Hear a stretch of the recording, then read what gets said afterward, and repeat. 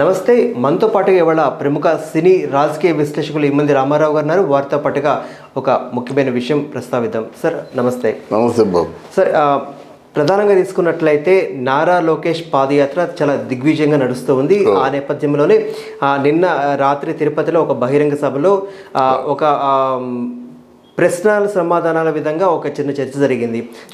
ఆ నేపథ్యంలోనే కొంతమంది అడిగిన కొన్ని ఫన్నీ ప్రశ్నలకి లోకేష్ సమాధానం చెప్పారు. ప్రధానంగా వారు అడిగిన ప్రశ్నలు ఏంటంటే, ఎట్లా ఎంప్లాయ్మెంట్కి మేము ఎట్లా ఆశలు పెట్టుకోవచ్చు, ఇప్పుడున్నటువంటి జగన్ ప్రభుత్వంలో మాకు ఎటువంటి ఎంప్లాయ్మెంట్ లేదు, ఇట్లాంటి కొన్ని ప్రశ్నలు సంధించిన నేపథ్యంలో చాలా ఉత్సాహంగా చాలా జోష్తో లోకేష్ సమాధానం చెప్పారు. ఓవరాల్గా లోకేష్ని గత ఎన్నికల టైం దగ్గర నుంచి ఈ ఎన్నికలకి చాలా మార్పు కనిపించిందని చెప్పేసి చాలా అంటున్నారు. మీరు ఎలా విశ్లేషిస్తారు? గతంలో కనిపించిన లోకేష్కి ఎప్పటి లోకేష్కి చాలా వ్యత్యాసం ఉంది బాబు. పరిణితి కనిపించింది. మార్పు అంటే పరిణితి, ఎదుగుదల కనిపించింది. తర్వాత పట్టుదల కనిపించింది. మీకు ఉదాహరణకి లోకేష్ చూస్తే ఎలా ఉండేవాడు అంటే కొంచెం ఇంకోలా ఉండేవాడు. అవును. కానీ ఇప్పుడు అలా కాకుండా ఏదో కార్యదీక్ష ఉంది. అక్కడ భోజనం ప్రధానం కాదు, శరీరం ప్రధానం కాదు, ఆరోగ్యం ప్రధానం కాదు, అనుకున్న లక్ష్యమే ప్రధానం అని లక్ష్యం దిశగా వెళ్తున్నటువంటి ఒక మంచి దీక్షలో కనిపించింది. లేకపోతే 400 రోజులు ఇన్ని 4000 కిలోమీటర్లు వెళ్ళవలసిన అవసరం ఆయన లేదు. లేకపోతే ఒకవేళ వెళ్ళంటే ఎవరైనా పార్టీలో తీసేస్తారా? తీయ కదా. అంటే అంటే ఆయన అంత టిపికల్ టార్గెట్ని ఫిక్స్ చేసుకున్నాడు.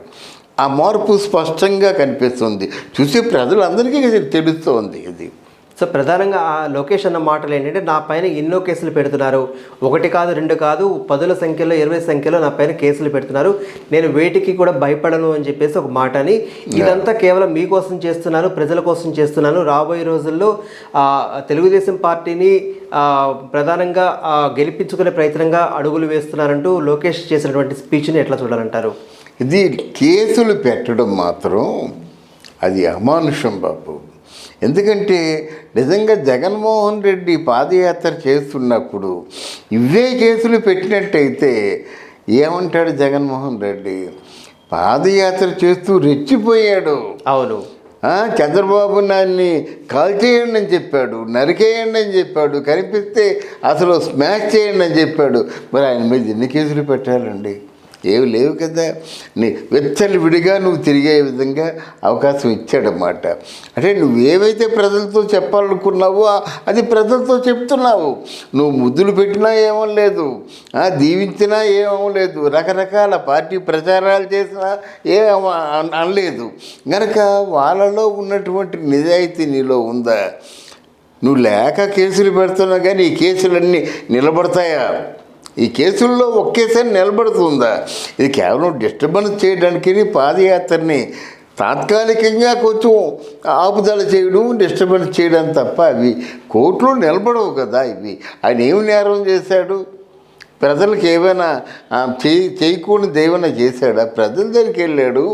ప్రజలు ఈరోజు గమనిస్తున్నటువంటి లోపాలు ఏవైతే ఉన్నాయో ఆ లోపాలకి మా దగ్గర సమాధానం ఉంది, మీ దగ్గర ఉన్న సమస్యలకి మా దగ్గర పరిష్కారం ఉంది, మాకు కావలసినంత అంటే నెట్వర్క్ ఉందని చెప్తున్నాడు. తప్పే ఉంది. ఇది అది ఆల్రెడీ ప్రూవ్ చేసుకుందే కదా.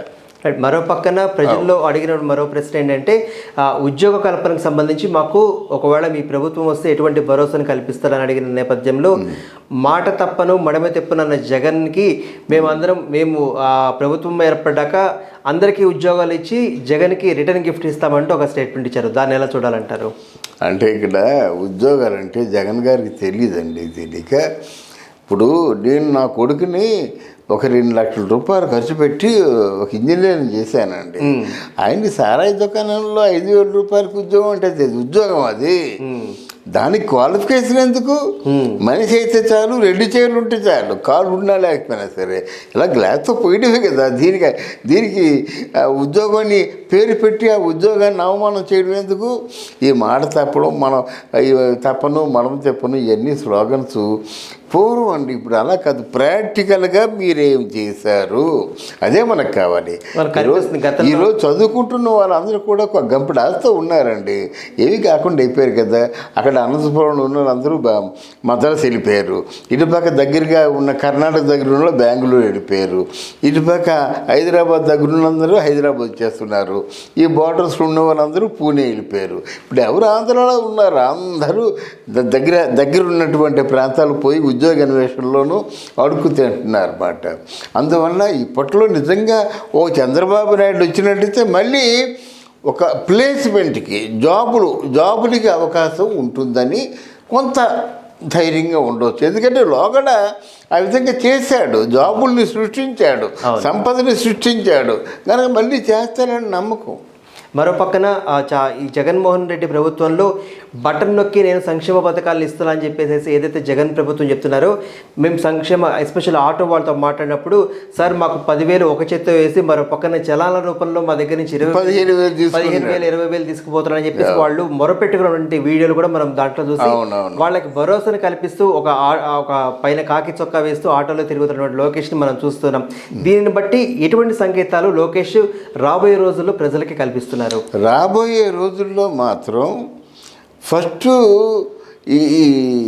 అంటే ఈ అనవసరమైన ఖర్చులు, ఆటో వాళ్ళకి డబ్బులు ఇవ్వడం, టైలర్స్కి డబ్బులు ఇవ్వడం, ఆ డబ్బుల మీద డబ్బులు గుంజేయడం, ఇట్లాంటివి అరికట్టాలండి ఒకటి. రెండోది 40 పథకాలు ఆపాలి. ఉచిత పథకాలు అంటే 45 సంవత్సరాలకి ఏ ఆడదైనా ఒక కుటుంబంలో సెటిల్ అయిపోయి బిడ్డలు పెళ్ళి అంటే ఇవి చేద్దామనేటువంటి ఆలోచనతో ఉంటుంది, దానికి తగిన సామర్థ్యం కలిగి ఉంటుంది అన్నమాట. అటువంటిది 45 సంవత్సరాలకి 18,000 ఇస్తూ ఉంటాయండి. ఇప్పుడు బిగినింగ్ పెళ్ళైన కొత్తలో బాధపడతారండి, 60 ఏళ్ళు దాటిన తర్వాత బాధపడతారండి.